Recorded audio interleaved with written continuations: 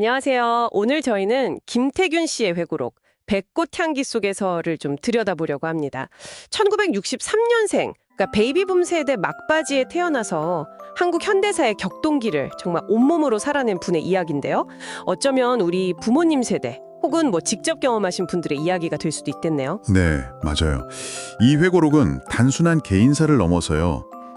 그 급격한 산업화 시대, 또 사회 변화 속에서 어떻게 한 개인이 자기 길을 만들고 또 가족 안에서 의미를 찾아가는지 그런 걸 좀 깊이 있게 볼 수 있는 기회인 것 같아요. 개인의 삶과 시대가 이렇게 딱 맞물리는 거죠. 그렇죠. 그걸 살펴보는 거죠. 이야기가 시작되는 지점이 참 인상 깊어요. 2023년 HJ 중공업 정년 퇴임식.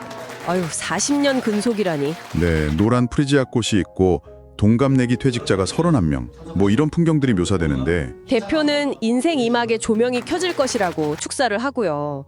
참 만감이 교체했을 것 같아요. 특히 뭐 광주에서 장모님 오시고 호주에서 큰딸까지 오고 가족들이 다 모였더라고요. 네, 그 영상 인터뷰 장면도 나오는데 회사를 삶의 터전이자 전부였다.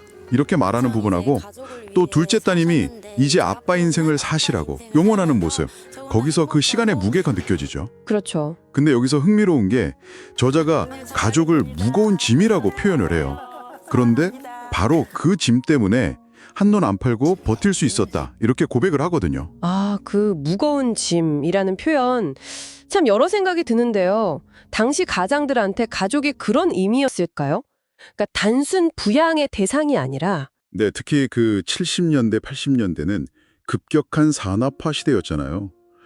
가장 어깨 위에 뭐 가족 생계는 기본이고 성공에 대한 기대까지 다 얹어져 있었죠.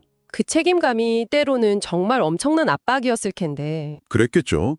하지만 동시에 방금 말씀하신 김태균 씨 경우처럼 삶을 지탱하고 한 길만 쭉 걷게 하는 아주 강력한 동력이 되기도 했고요. 40년 근속이 어떻게 보면 그 증거라고 할 수 있겠죠. 그 40년을 버티게 한 힘, 그 뿌리는 역시 유년 시절에서 좀 찾아봐야겠죠.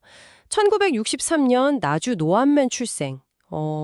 시계 대신 달 보고 태어난 시간을 쟀던 얘기부터가 좀 남달라요. 네, 대나무밭 원두막이 있는 집, 나주 평야. 풍경이 그려지죠? 네. 그리고 대가족 이야기. 목수셨던 할아버지, 텃밭 가꾸시던 할머니, 또 약간 선비 기질의 아버지, 그리고 영암때 그름 불린 어머니. 그렇죠. 어머니가 생활력도 강하시고 교육열도 아주 높으셨다고 나오죠.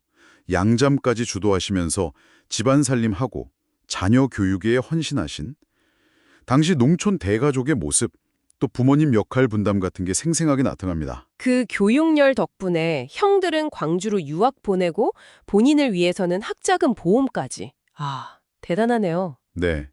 그러다 이제 중학교 가면서 시보리길을 자전거로 통학하기 시작하죠. 맞아요. 낡은 자전거 타다가 매형한테 새 자전거 선물 받고 막 세상을 다 얻은 것처럼 기뻐했던 소년의 모습 눈에 선한데 근데 고등학교는 좀 의외였어요.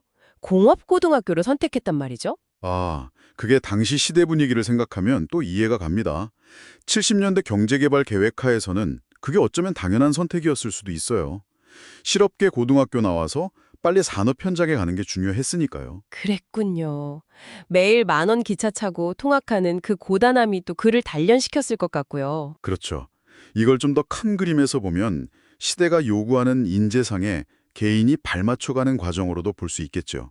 그러다가 이제 고3 때 1980년 5월 광주를 딱 마주하게 되는 거죠. 교련복 입은 학생 신분으로 겪었을 그 혼란, 공포. 네. 근데 마침 할아버지 40제 때문에 시골집에 내려가 있어서 직접적인 상황은 피하게 되었다고 하죠. 하지만 평생 그 기억 때문에 혹시 내가 방관자였던 건 아닐까 하는 어떤 부채감을 안고 서셨다고요. 아, 그런 개인적인 경험이 역사적 사건 속에서 참 많은 생각을 하게 만드네요. 그렇죠. 개인이 느꼈을 무력감도 보이고 동시에 또 가족이라는 울타리가 어떻게 보면 개인을 보호하는 장치가 되기도 했다는 걸 보여주는 대목이죠. 본인 의지와는 상관없이 역사의 소연도로에서 살짝 비껴나게 된 거니까요. 그렇게 고등학교를 졸업하고 정보도 별로 없던 시절에 부산 대한조선공사 취업을 결정합니다. 1981년이죠. 낯선 부산 땅 여인숙에서 사회생활을 시작해요. 네. 그런데 막상 가보니 생각과는 많이 달랐던 거죠. 이상과 현실의 괴리랄까? 저임금의 파이프 설치 같은 고된 노동, 잦은 야근. 힘든 시간이었겠지만 그래도 뭐 동료들하고 막걸리 마시고 고고장도 가고 그런 청춘의 시간들도 보냈다고 하죠. 네, 80년대 초반 산업 현장의 고단한 현실이면서도 그 속에서의 어떤 젊음이 느껴지는 부분이죠. 이때 또 중요한 전환점을 맞이하게 됩니다. 아, 어떤 거죠? 1982년 여름 휴가 때 고향에 갔다가 가족의 사랑을 다시 확인하고 또 마침 동료가 회사를 그만두는 걸 보면서 대학 진학을 결심하게 돼요. 아, 주경야독의 시작이군요. 네, 친구 용국 씨와 함께 야간 전문대학 공업경영학과에 입학하면서 그 고된 주경야독의 길을 걷기 시작합니다. 와, 조선소일도 힘든데 밤에 공부까지 한다는 건 정말 보통 의지가 아닌데요? 어떤 마음이었을까요, 그게? 단순히 뭐 학력이나 더 나은 직장을 얻겠다는 걸 넘어서서 내 삶을 내가 좀 주체적으로 설계하고 싶다. 그런 열망, 나의 길을 찾고 싶다는 절박함 같은 게 아니었을까 싶어요. 그 시절 많은 분들이 비슷한 꿈을 꿨겠지만 사실 실천은 어려웠을 텐데요. 맞아요. 그만큼 배움에 대한 의지가 강했다고 봐야겠죠. 그 어려운 환경 속에서도요. 그렇게 학업을 이어가던 중에 군대도 갑니다. 병역 특례가 있었는데도 기술을 배우려고 공군 항공정비병을 선택했다고 하죠.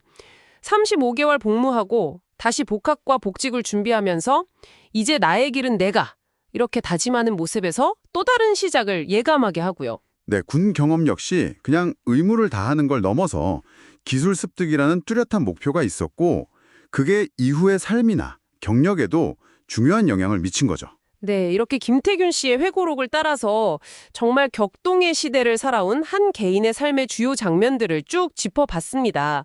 베이비붐 세대 끝자락의 치열함, 산업화 시대의 고단함 속에서도 정말 잡초처럼 뿌리내리고 또 가족이라는 울타리 안에서 힘을 얻고 끊임없이 배우면서 자기 길을 찾으려 했던 모습이 참 인상 깊습니다. 네, 맞아요.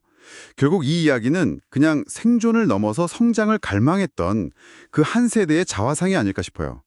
특히 가족이라는 그 책임감이 어떻게 역설적으로 개인의 어떤 성취 동력이 되고 삶을 단단하게 만들었는지 그게 참 생생하게 와닿는 것 같습니다. 그렇죠.